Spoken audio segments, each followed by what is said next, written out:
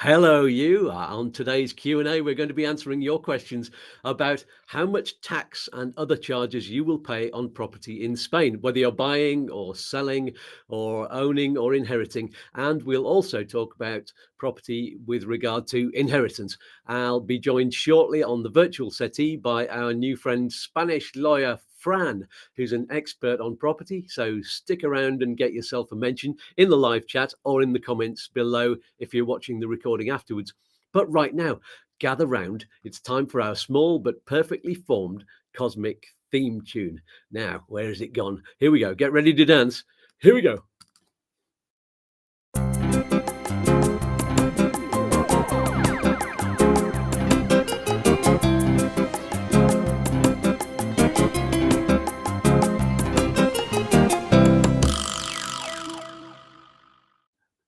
Absolutely groovy. All right, then, before I bring in Fran, let's hear about some of the very helpful services we have here at YouTooSpain, just for you, including resources and discounts. First of all, there is our website, which is YouTooSpain.com.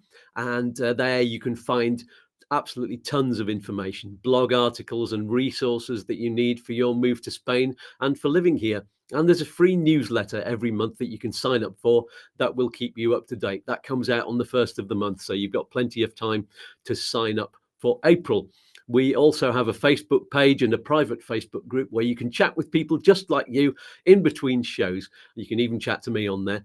And would you like discounts on some of the vital services that you need? Well, we have that for you right here on YouTooSpain on the YouTube channel. Just look for the title of the video, which is down along this side here. And right at the end of the title, it says read more ... Click on that and you'll find all that you need, including how to donate to the channel so we can continue to help you. I'm just going to put this QR code up as well on the screen for now, so you can buy me a coffee or three, or as many as you want. The companies that you find in the links below, they're all tried and tested, and they support us every time you use the links, and that doesn't cost you a penny. And as always, I'm going to give you the best advice I ever learned, and that's to get your money sorted out well in advance.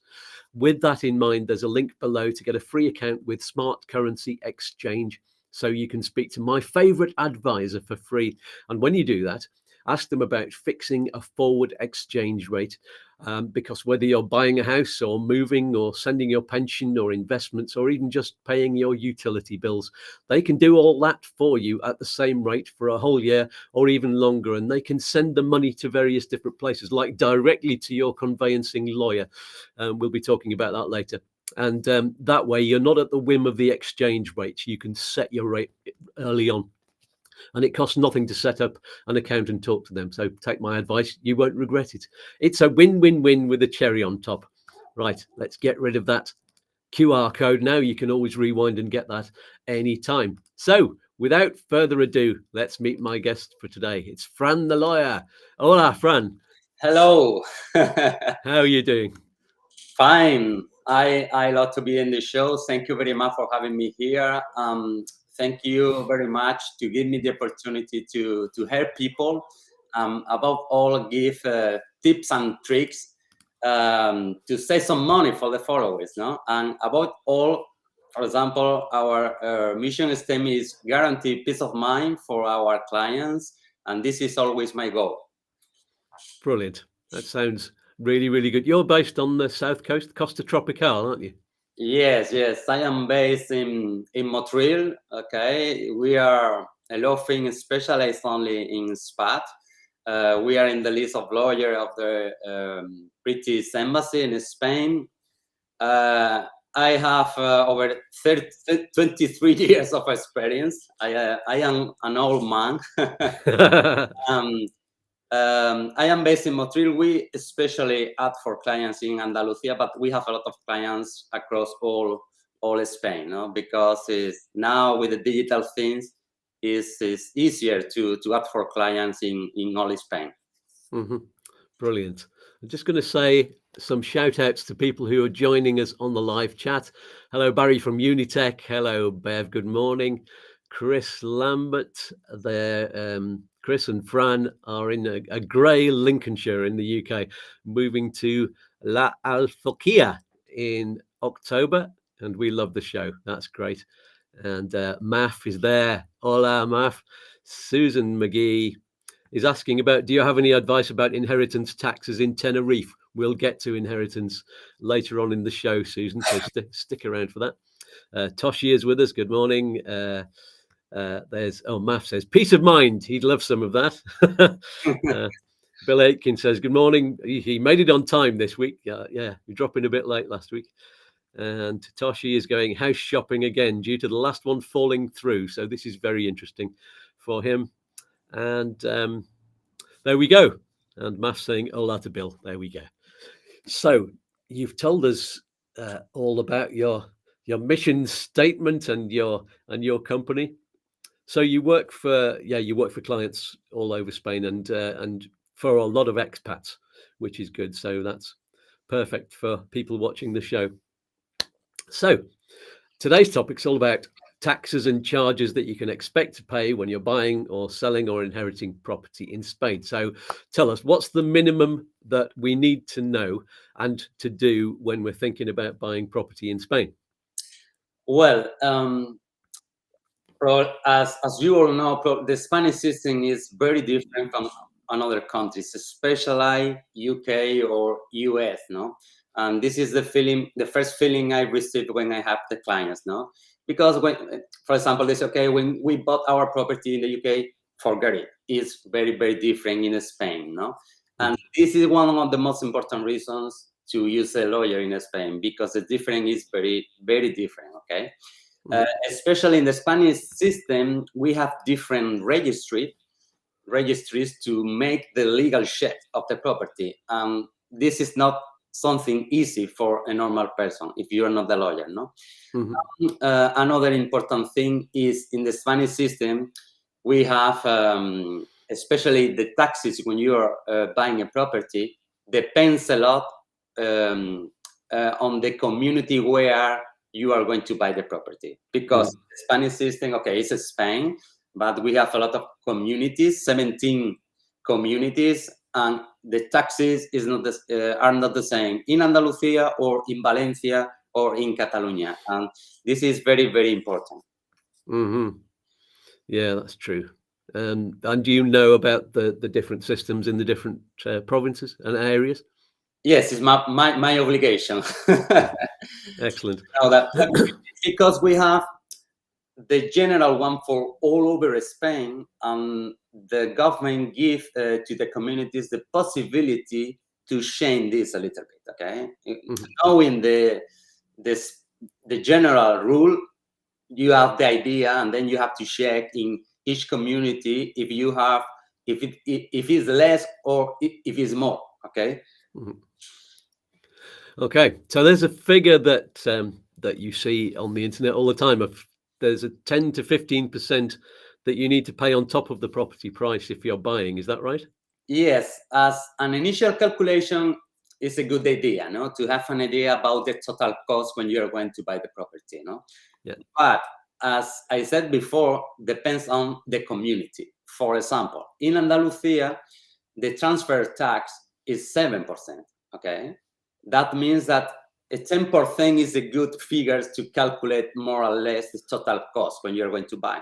But if the property is in Catalonia or is in Valencia, for example, probably 13% is more a better estimation, because the tax is not 7, is 10. With different things.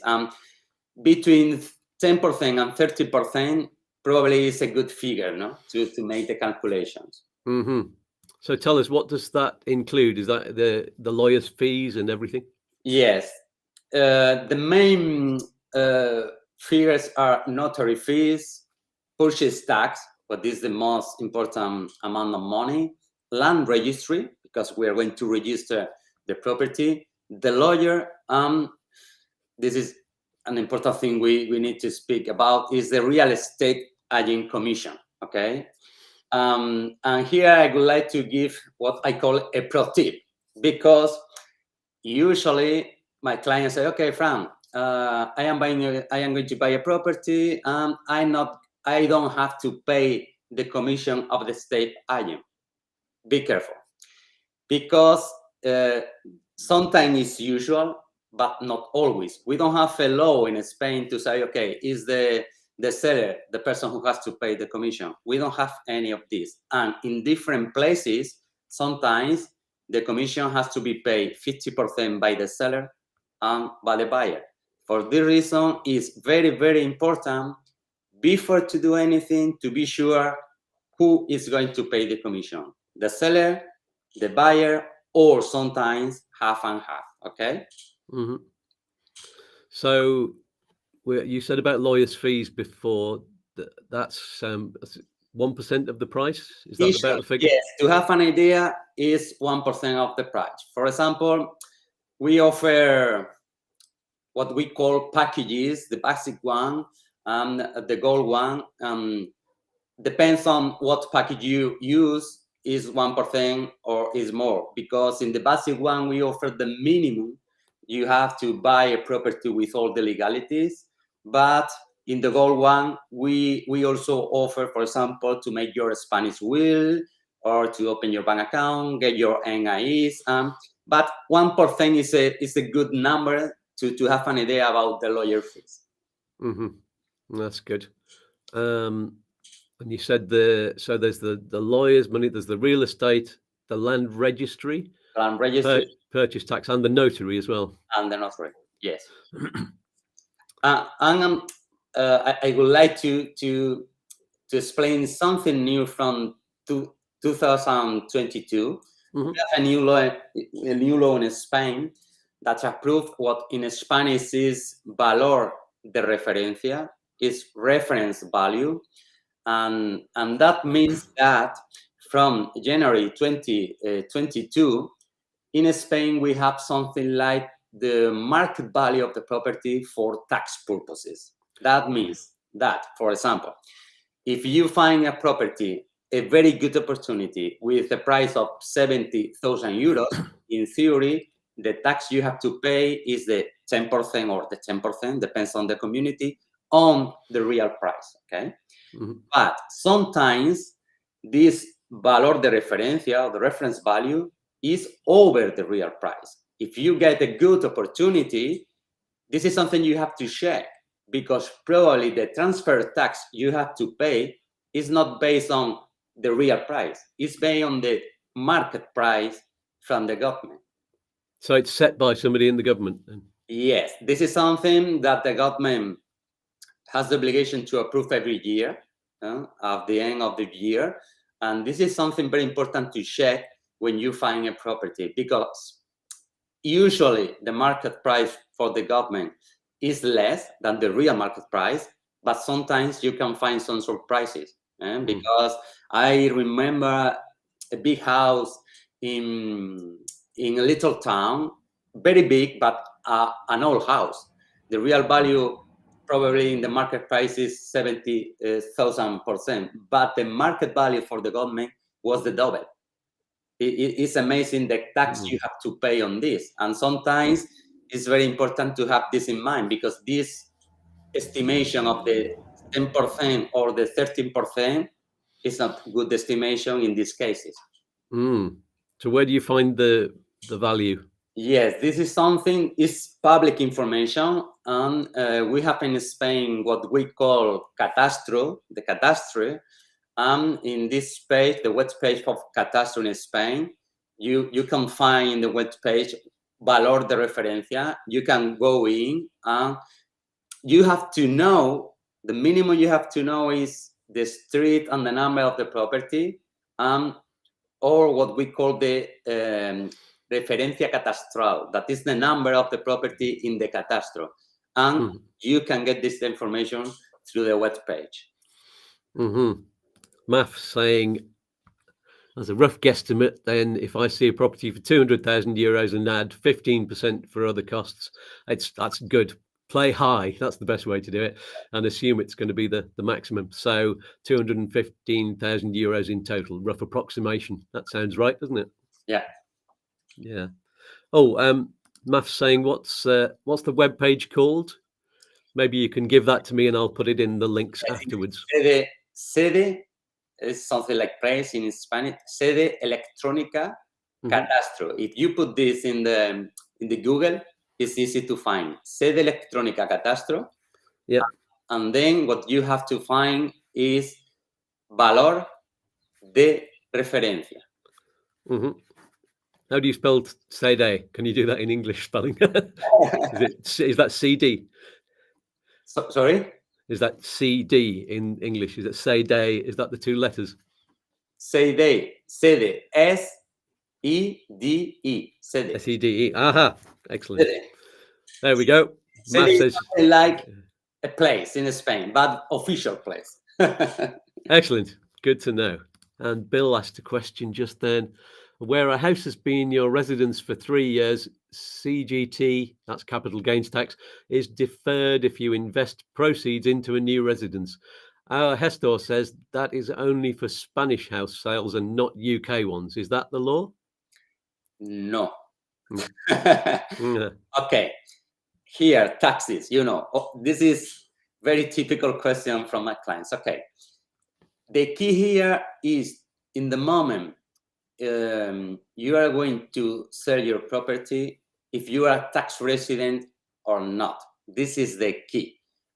This thing about the possibility to defer the capital gains and sometimes even don't pay the capital gains is only in the case you are tax resident in Spain. That means that if you are here in Spain, living in Spain as tax resident, more than 3 years in this house, and you decide to sell the house and buy another one and reinvest in another property, this new property could be in Spain or out of Spain. But the key question is, in the moment you are going to do this, are you a Spanish tax resident or not? This is the key question. Excellent. Bev's just pointed out some problem with the maths earlier, that 200,000 plus 15% isn't 215, it's 230,000. Thanks for that, Bev. Even I didn't notice that. That's just me on a Saturday morning. There we go. Thanks for that. And Bill says, we sold our house in June and moved here last year, so we are tax resident for that year. The key question is, you have to go to the end of the year, back from this moment to the beginning. If you were here more than 183 days, you were tax resident. This is the key question. The typical question is, how the taxman knows if we were here more or less? For example, if you are European citizen, we don't have the passport stamp. That means that it's very difficult for the taxman to know this. But after the Brexit, for example, for British people, the stamp is on the passport, okay?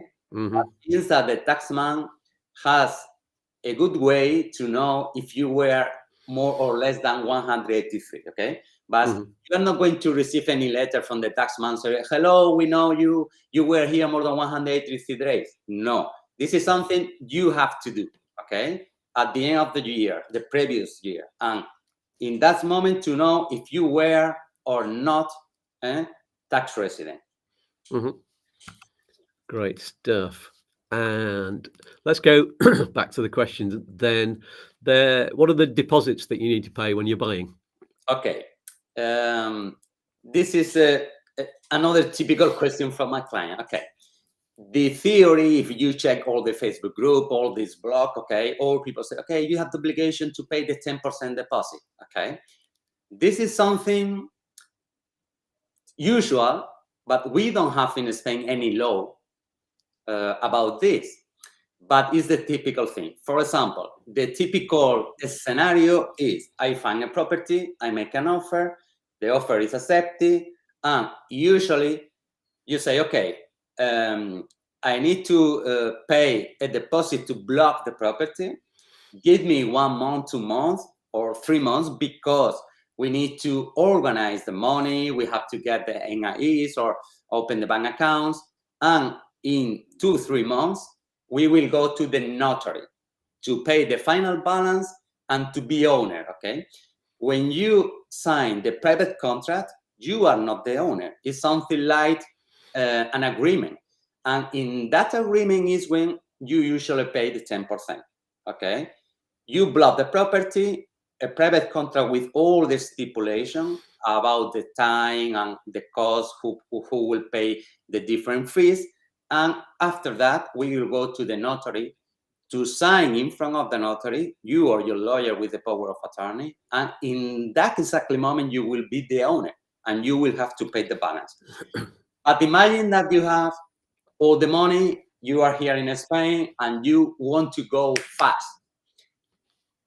Probably we don't need to pay the deposit. We can go directly to the notary because we can organize the signing in the notary sometimes in 7 days. And in that case, you don't have to pay the deposit. You will go directly to the notary. You will pay the total amount of the price, and in front of the notary, you will receive the keys. This deposit, sometimes some estate agents mention a Spanish word that is very old word, but it's very legal, is arras. A-R-R-A-S. Arras is something like the deposit, okay? And this is the guarantee when you buy the property to block the property with the stipulation in the private contract. Okay, Bev asks a question that I was just about to ask myself. Is the property taken off the market when you pay the deposit? Is there a risk of gazumping, if you understand that word? That's an English one. That's when somebody else comes in and buys the property from underneath you. And is my question was going to be, if one of the parties pulls out, the buyer or the seller, who do you lose the deposit? The typical rule here is, I pay the deposit, okay? If the seller, without any reason, decides don't go ahead, the seller has to give me my money and the same amount of money, okay? This is the penalty, okay?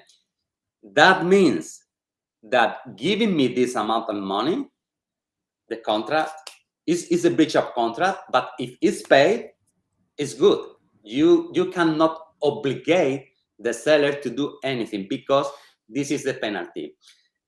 For this reason, sometimes I have some clients who pay more than this 10%, because sometimes this 10% can give the possibility to the seller to receive another offer who cover this penalty. Yeah. You know, and sometimes if you want to insure your property, sometimes it's better to pay more than the 10%, okay? The reality, okay, the property is blocked, okay? But this is the penalty. If it's the seller, the person who finally decided don't go ahead, you lose the deposit. This is the penalty. Mathew is saying he's going to rent for the first 2 years when he moves next year. Buying is going to take a lot of research and time, which I'm fine with. This is all very helpful. That's a very good idea. I've heard a lot of people say, rent before you buy, just so you can get used to the area. Because when I moved to Ireland, for example, 10 years ago, we moved into a wonderful house. We thought this is where we're going to spend a long, long time. After 3 years, we realized that for business purposes, we needed to be 10 minutes further down the road. So we had to move. If we'd bought that property then, we would have had to have gone through the whole process. Yeah, this is a very good tip, okay? Because sometimes I have, especially in the COVID times, I had a lot of clients buying properties without seeing where the property is, okay? And my first one was a German client buying a property over 500,000 euros, okay? My question was, did you see the property? No, only in the web pages, soon, They go, really? Are you going to buy the property without seeing the property? Fran, we are completely sure. Finally, they bought the property, but the day before, I had to sign in the notary with the power of attorney. I have to be sure the property exists, okay? Because it's very strange, this, no? But my advice is, come here, rent the property, know the area, because sometimes it's very good in the photos, in the information, but you need to feel the life around the property. This is advice. Yes, there is. Yeah, absolutely. You have to be there, and it's the same when if you're looking for a property to rent, it's best to go to estate agents, be in Spain, and meet the local people as well. There's no substitute for that. Yeah. So, by the way, viewers, if you want to get in touch with Fran to help you with your property purchase or anything that we're talking about today, what you can do is send an email. I'll just put it up on the screen now to YouTooSmile@gmail.com.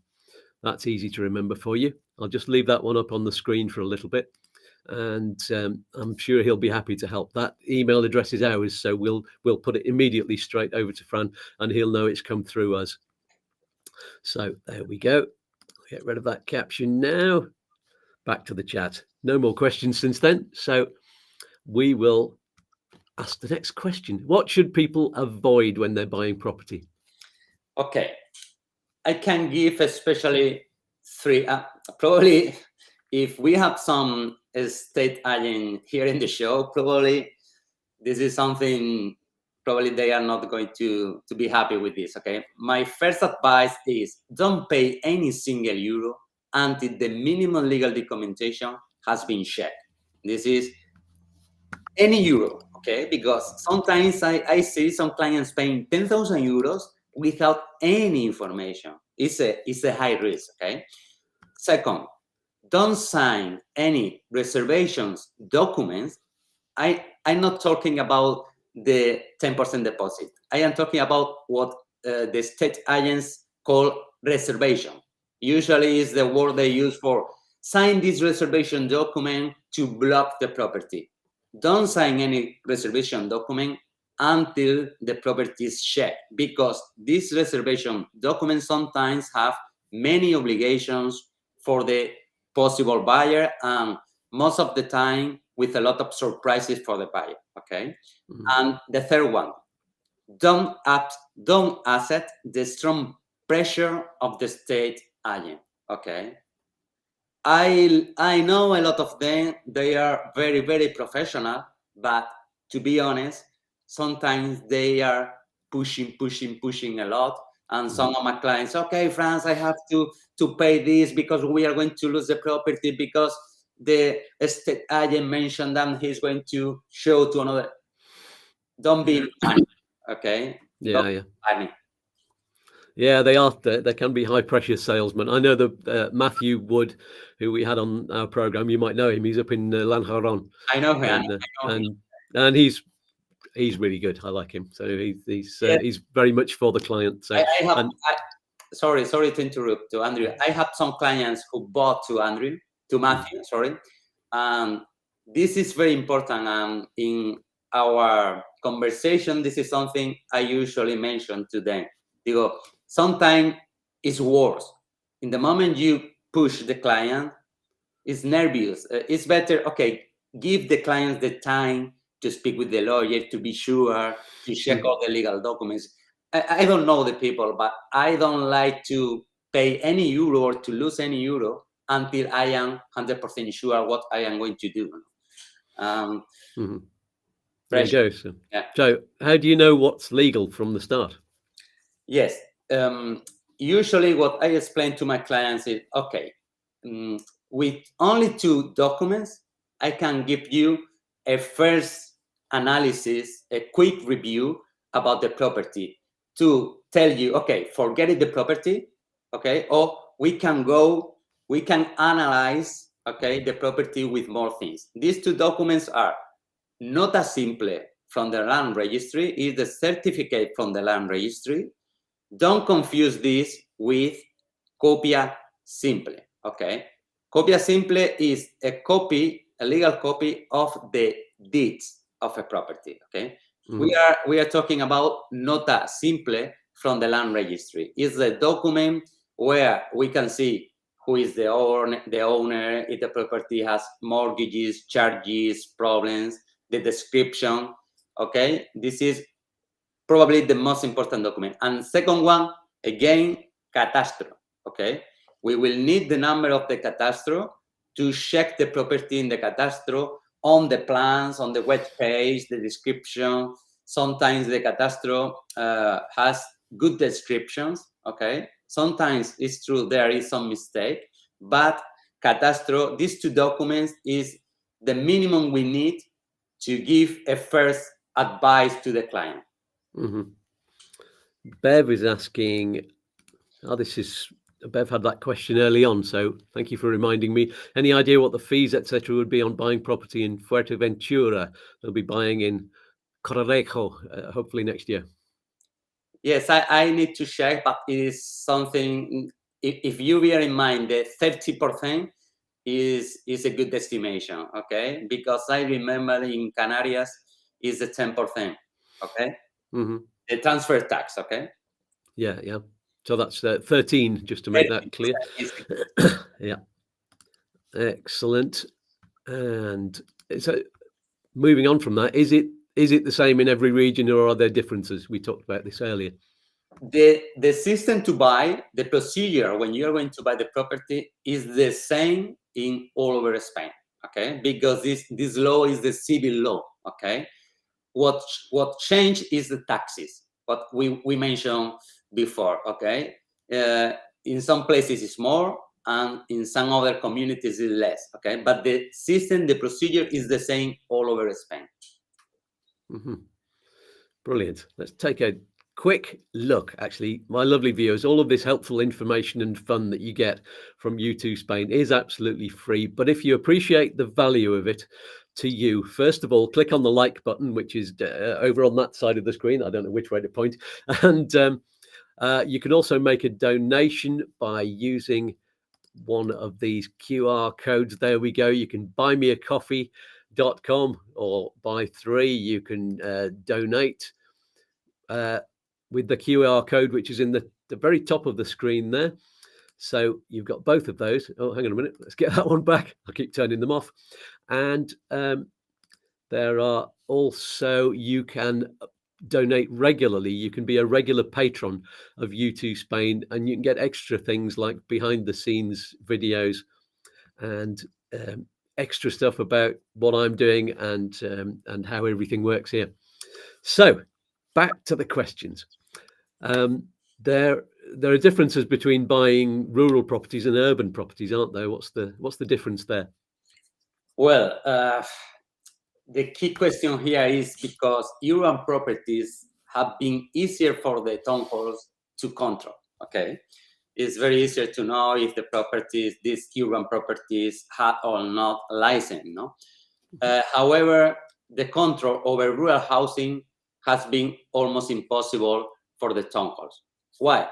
Because the area is too high and it was very difficult to control this. What that means? That means that a lot of houses were built without any license, okay? And for this reason, many rural properties doesn't have any legal document. We have to check if these properties have the minimum things to be sure the property is legal, okay? For example, in Andalusia, we have different new laws to give you the possibility to legalize the property. What is very famous, the word AFO, A-F-O, or DAFO, no? D-A-F-O. That means that you can initiate a procedure to legalize the property. Usually you need to have the septic tank, one technical report from an architect. The work for us as the lawyer is a lot of hard for the rural properties. We have to check many other things that in urban properties. Is it routine to get a survey? Bev is asking. Yes, the survey is very typical in the UK or in the US. Okay, depends on what the kind of the property. Okay, because sometimes you are going to buy a flat, an apartment built in 5-7 years ago. I don't recommend to spend the money in a survey, okay? But when you are going to buy a house, a villa, or a house in the country, what is called cortijo, I usually recommend the survey, okay? It's not very expensive here in Spain. You can find good surveys around 700 euros, 600 euros, depending of the property. But I think it's a good investment. Excellent. I'm going to move on to some questions. We just have 2 questions from social media, so I'll do them now. So Alice Johnston and Karen Walker, you're going to get your answers now. Let's put these up on the screen and then I'll read them out for you. Question 1, this is from Alice. She says, we own a third of a property in the Alicante area. All 3 ownerships are UK residents, but have Spanish NIEs, that should say. If one party wants to sell their part to the other existing co-owners, does the entire property need to be sold? And also, what taxes are payable on that? Yes. Okay. Here we are, what we call in Spanish, extinción de condominio, or extinction of the ownership.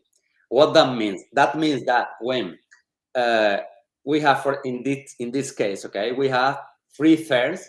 One of them want to buy one of the others, okay? It is possible to get this third, but the tax you have to pay is not the transfer tax, that is from 7 to 10%. You have to pay a special tax for what we call the extinction of the ownership, and it's around 1.5% based on the value of the third part.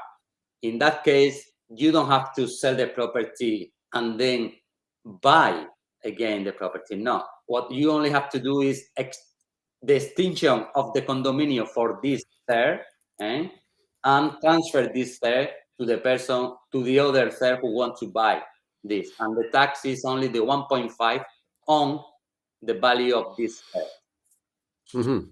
Excellent. So, Alice, I would recommend get in touch with Fran, and he can talk you through your individual circumstances, because as usual, there's a lot of it depends going on here.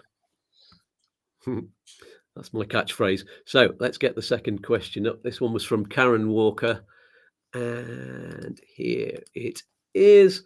She's looking for a little advice. We moved here 8 months ago and are living in Murcia.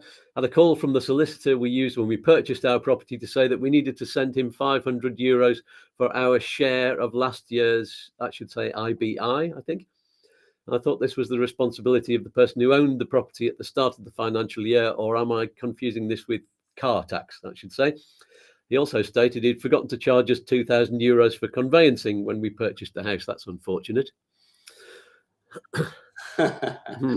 Okay, firstly, I think Karen refers to IBI, no? It's EB, the EB. Okay, when you buy a property in Spain, as owner, you have to bear in mind 2 taxes, okay? One is the tax you have to pay every year to the town hall, okay? This is EB, IBI, okay? This is something you have to pay every year. Usually, if you use a lawyer, your lawyer put this in direct debit to your bank account. The town hall will take the money directly from your bank account, okay? The other tax you have to pay every year, if you are non-tax resident, okay, you have to pay another tax to the government, to Spain. This is called the tax form 210, and you have to pay every year only for having the property, okay? I have a lot of clients who say, okay, Fran, I didn't receive any letter from the government or the tax office mention that I have to do this. Yes, you are not going to receive any letter. This is your obligation because it's the law, okay? And this is something that you have to produce every year. For example, this tax, the 210, you have to submit the following year. For example, if you bought the property in 2022, you have to submit the tax in the 2023. Okay, this is the two typical taxes you have to bear in mind. One of the mention of Karen is the EB for the town hall, and the other one is for the non-resident taxes.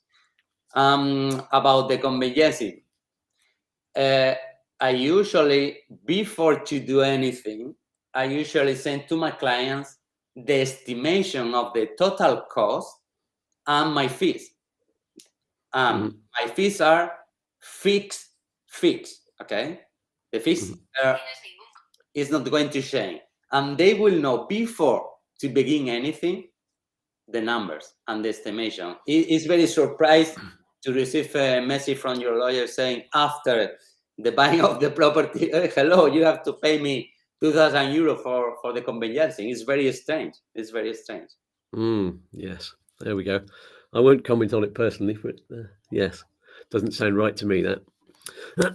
Okay, so let's move on to selling the property. I see your question there, Susan McGee. That is about inheritance tax. So we're going to get onto inheritance tax after we've talked about selling the property. So what's the most important thing we need to know about selling? Yes. Firstly, the most important thing is to know if your property is in a good legal condition to sell. I'm not saying that the property you bought is in a bad condition. What I am saying is, for example, if you are thinking to sell your property, you are thinking of selling your property, we have to analyze if the description on the property is good, or if there is any discrepancy between the land registry, the catastro, or sometimes you have a swimming pool and the swimming pool is not registered in the land property. We check all of this in advance in order to give the client the possibility to make the changes in order to get the property perfectly well, no? What we call in shape, no? Like a professional athlete, no? Yeah. What we're going to do is to put your property in a high level. Why? Because if the property is perfectly well, you will sell the property easier and faster, no? This is the first thing. Secondly, to know what expenses and taxes you are going to have to pay before to put the property in the market, because it's important to know after all the selling procedure what is the free amount you are going to receive. We have to calculate for you if you have to pay or not capital gains, if you have to pay or not what we call plusvalía municipal. Is something like the capital gain when you are selling a property that you have to pay to the town hall. We make all this calculation to say, okay, at the end of all, this is the money that you will receive. So any more top tips about that? Okay, this is very usual in all my my speaking with clients, or where I am in webinars, is the famous digital signature, the Spanish digital signature. Okay, having a digital signature is very important, and it doesn't matter if it's before the purchase or after the purchase, because probably this is not a good thing for my business, but if you have the Spanish digital signature, you can save a lot of money in lawyers. You can save a lot of money in time, okay? Because the digital signature allow you go through your file, your personal file in Spain, in a lot of administration. The tax office, the town hall. You can go to your file in the town hall to see if you have any fine, or if you have any EB that it wasn't paid. My advice is get your digital signature. A lot of professionals advise this, and sometimes the client doesn't have, and only your assessor, only your lawyer has this. If you have one and you don't have it, ask for this to your lawyer, and try to learn how to use it in Spain, because you can be in your country, and from there you can see a lot of things here in Spain. And you can make a lot of things. This is very useful. It's not expensive. For me, is an unbelievable tool for a lot of things. Yeah, I agree. I've got one myself, and we've kind of shared the ownership of it between myself and my Hestor, because there are certain things that I don't want to touch that I trust him to do.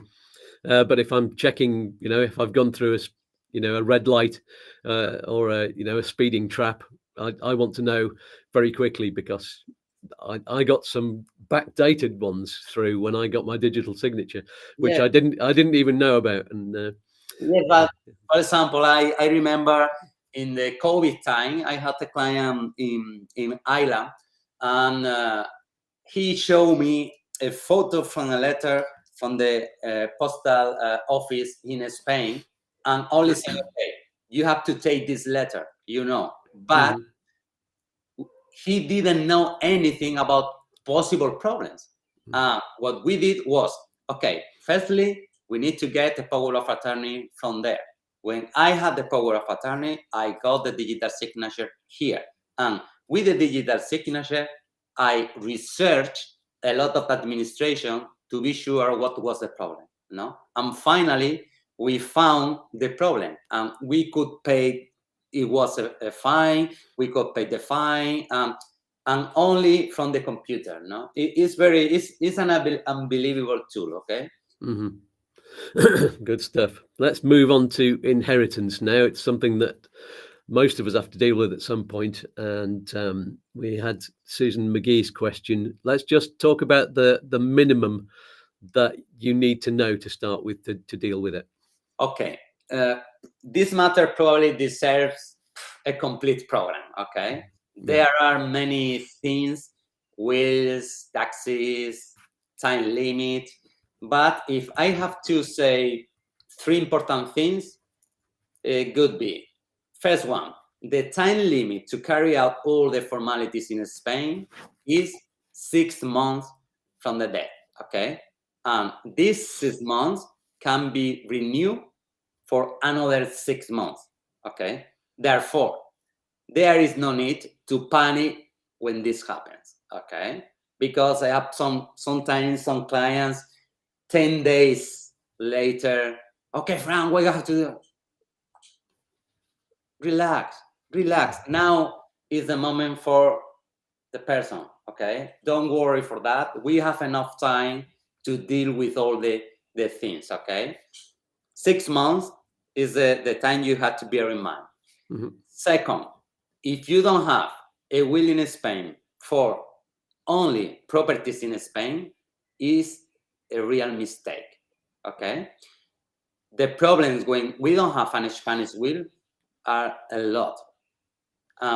Sometimes these 6 months probably is not enough time to solve these problems. For example, if in the UK we need to get the probate, the letter of administration, sometimes 6 months is enough, and sometimes even 1 year is not enough. But you have a Spanish will, all is fast, because this Spanish will mentioned that it's only for Spanish assets and is registered in the will bank in Spain. Some clients can say, okay, Fran, but we are not in Spain. We cannot make the will. Don't worry. We can organize wills from where you are and register here in Spain. Okay. Because sometimes some clients doesn't have the possibility to come to Spain. And the third one, use a lawyer. It's not, this is probably some people say, okay, use a lawyer, no? It's your business, no? But it's not only for this, okay? In these difficult and stressful situations, it is the best to put all of this in the hands of the professional.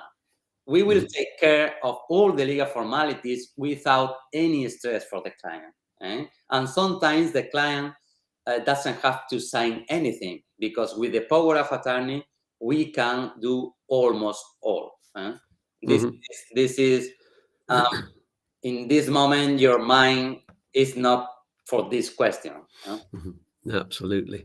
Let's get on to Susan's question then. So if my husband and myself are residents in Tenerife and one of us passes away and we have no children but a Scottish will, do we need to pay Spanish inheritance tax on the spouse's half of your joint assets? Okay. As I mentioned before, the inheritance tax in Spain is, we have the same problem with the transfer tax. That means that it depends on the community where you are or where you have the assets, we will apply one law or other. For example, Andalusia, Madrid, probably Valencia, when the assets goes from between the couple, okay, or the children or the parents, you don't have to pay any taxes, okay? In some other communities, you have a figure that if you are under this figure, you are not going to pay taxes, okay? That means, for example, in Andalusia, between a couple, children or parents, you are not going to pay the inheritance tax, only in case it is more than, I think in Andalusia, for example, is over €1 million per person, okay? Yeah. But sometimes the problem is not only the tax you have to pay, that in the majority of cases is zero, is to have the will. This is very important. And if you are not married, if you are not a civil partnership, be careful. Because if you inherit from your partner and you are not married or you are not a civil partnership, the tax is unbelievable. It's unbelievable because it's something like to receive money from a stranger, okay? And if you are not married, bear in mind to be married because you can save a lot of money. Yeah, fortunately, Susan has a husband there, so that's good. Does that answer your question, Susan? Answer is on the chat if it doesn't, if there's anything else you need to know. Is there anything else that we haven't mentioned, Fran? Well, it's many things to do. For example, about the inheritance, probably could be a program, no? Because it's very different, and we have to explain the client, okay, this is the step. For example, typical question about inheritance is about the money in the banks, okay? If they are going to freeze in half of the money and these kind of things, or sometimes we have a bad news from clients who are very near to pass away. If we have the possibility to produce fast a will, it's many things to do, no? But I think to have an idea, this is the more important things. Jason has a question here. I've not even said good morning to you yet, Jason. Good morning. And he's saying, please, can you tell me what tax would I pay on a property I own in Spain and rent out as a holiday rental? He's a non-Spanish resident. First of all, as a non-Spanish resident, and then as a Spanish resident on an NLV as passive income. Okay. To have an idea, when you are non-tax resident, okay, your obligations are, for example, if you are renting the property, you have to declare these incomes from rental every 3 months, okay? This is when you are non-tax resident. But if you are tax resident, you have to declare this in your annual tax return the following year, okay? That means that non-tax resident has to declare every 3 months income from rentals. But if you are a tax resident, it doesn't mind non-lucrative from the withdrawal agreement. It doesn't matter. You have to declare this in your tax return that you have to make every year. That is called in Spanish renta, okay? This is how the system works in Spain. Okay. Does that cover everything there, Jason? Thanks for your question. While we wait for that, and if there are any more questions on the live chat, ask them now. Anything else you want to say to watchers, Fran? Okay, no, I only give you the chance to having me here. I hope you invite me in more occasions, because what I really love is help people. This is not only earning money, as you know. When you help people, I feel good. That's lovely. That fits in with my mottos as well. Brilliant. And so I don't see any more questions on the live chat. If you're watching afterwards or you have any more questions, then put them in the YouTube comments below. Don't put them on Facebook where somebody shared this video. Put them on YouTube, because then everybody who's asking questions on here can see all of the answers. And of course, if you want to engage the services of our friend Fran, then let's just put that address up again: YouTooSmile@gmail.com, and you'll get all of the answers and help that you need. And do engage his services. He is a lovely man. He's not just saying it to be on the program. And in a moment, I'll tell you what's on the show next week. But before that, let's say a massive thank you to Fran. Give him a big virtual hug for being so helpful. Thank you, Fran. Okay, thank you to you, Andrew. And we will see you again, I'm sure. And yeah, let's talk about doing a show all about wills and inheritance, so we can go on into more detail about that. Great. So bye-bye for now. Okay, bye. Well, wasn't that lovely? Don't forget to click on the like button, as I said, and subscribe if you haven't already, and click on the little bell there, the notifications bell, and select all. And that means you'll be the first to know what's coming up each week on the live shows and the midweek videos. Next Saturday, let's see, what do we have next Saturday? I'm going to announce that in the week. It's going to be a surprise. I should know that by now, but look out for that on the Facebook group and on the Facebook page, and I'll also announce it. If you've subscribed as well, I'll send out a message during the week. And I'm going to do a show on, on Wednesday, a recorded video all about how to exchange your driving license. This is for UK people, and I'll talk about all of the different problems that people have been having, and basically how to do the application. So we'll see you next Saturday morning at our regular time of 9 o'clock in the morning if you're in the UK or Ireland or the Canaries, or 10 o'clock if you're in Spain or Central Europe. So that is all for this week. Let me just say thank you to all of the people on the chat, to Bill and Bev and Jason and Susan. And thanks so much for all of your questions, guys. And to Math, I hope you're still with us, Math, there. And hopefully we answered everything for you. And Chris there as well. And so thank you so much. Peace and love to all of you. Let's have one more cosmic little dance before we go. Are you ready? Let's dance.